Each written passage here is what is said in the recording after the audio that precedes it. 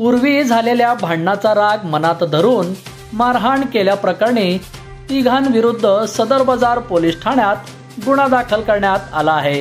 ही घटना 29 जुलै रोजी सकाळी 10 ते 11:30 वाजण्याच्या सुमारास वनशीतला देवी मंदिरामध्ये घडली। या प्रकरणी विजय रणुसिंग बाबावाले वय वर्ष 35 राहणार काळभैरव मठाजवळ बापूजी नगर यांनी सदर बाजार पोलीस ठाण्यात फिर्याद दाखल केली आहे। त्यांच्या फिर्यादीवरून अशोक गोटीवाले व त्यांचे 2 मुलं यांच्या विरुद्ध गुन्हा दाखल करण्यात आला आहे।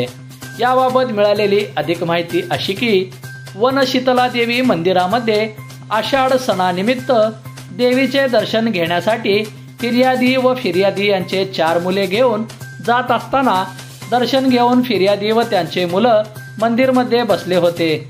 त्यावेळी वरील संशयित आरोपी यांनी फिर्यादी जवळ येऊन तू मंदिरामध्ये का बसला म्हणून फिर्यादी सोबत पूर्वी झालेल्या भांडणाचा राग मनात धरून वाद घातला। नंतर फिर्यादी समजावून सांगत असताना 2 मुले त्या ठिकाणी आली व फिर्यादी यांच्याशी भांडण करू लागले। त्यावेळी फिर्यादी यांचे लक्ष नसताना वरील संशयित आरोपी यांनी स्टीलच्या डब्याने फिर्यादी यांच्या डोक्यात मारून जखमी केले आहे, अशी फिर्याद नमूद आहे। पुढील तपास पोलीस हवालदार गायकवाड हे करीत आहेत।